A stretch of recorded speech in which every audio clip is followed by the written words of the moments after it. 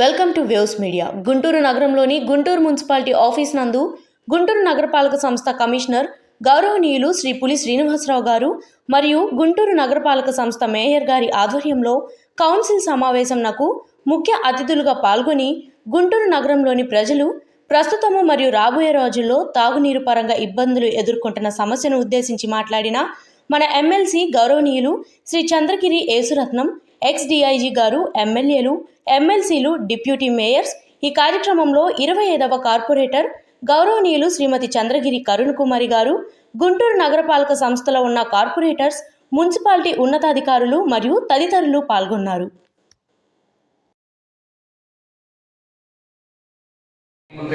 నేను రిపీటెడ్గా చెప్తున్నాను, this is the right time to get the water from Krishna. Kakinada నుంచి గుజరాత్కి ఆయిల్ పంపించే రోజులు ఈ రోజు మనం కృష్ణానగర్ నుంచి కేవలం 40 కిలోమీటర్స్ నుంచి ఎందుకు తెచ్చుకోలేము?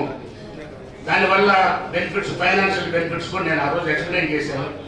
మరి సారు 4వ కమిషన్ నేను చెప్పిన, నేను ఈవెన్ హౌస్లో రాకముందు కూడా నాకున్న నాలెడ్జ్ చెప్పిన, ఆయన నాట్ ఏ టెక్నికల్ మ్యాన్, నేను ఇంజనీర్ కాదు. కానీ మరి గ్రావిటీలో 52 ఫీట్ ఉందని నాకు తెలిసినంత వరకు, ఈ గ్రావిటీలో మనం ఒక్కసారి 150 crores స్పెండ్ చేసేసి, already government of India funds అయితేనేవి, స్టేట్ గవర్నమెంట్ ఫండ్స్ అయితే ఆల్రెడీ 300 crores ఉన్నాయి. సో ఇది నేను అప్పుడు కూడా చెప్పాను, నేను 80s డిగ్రీ చదివేటప్పుడు ఏ విధమైన సిస్టమ్ ఉందో ఇక్కడ వాటరు, ఈ రోజు కూడా కొన్ని చోట్ల పోతే 2ంటికి వస్తాయా, 3ంటికి వస్తాయా అని నిద్ర లేకుండా చేయాలంటే ఒక్కసారి, ఇది రెండోసారి నేను మాట్లాడను, ఇది తీసుకెళ్ళి ఇప్పటి వరకు అందరూ కూడా నేను సమ్మతిస్తారనుకుంటా. పర్మనెంట్ సొల్యూషన్ అక్కడి నుంచి ఒక 40 మీటర్స్ 150 కోట్లు అవుతాయి. 150 కోట్లు అవుతాయి. అప్రాక్సిమేట్ నేను తెప్పించాను.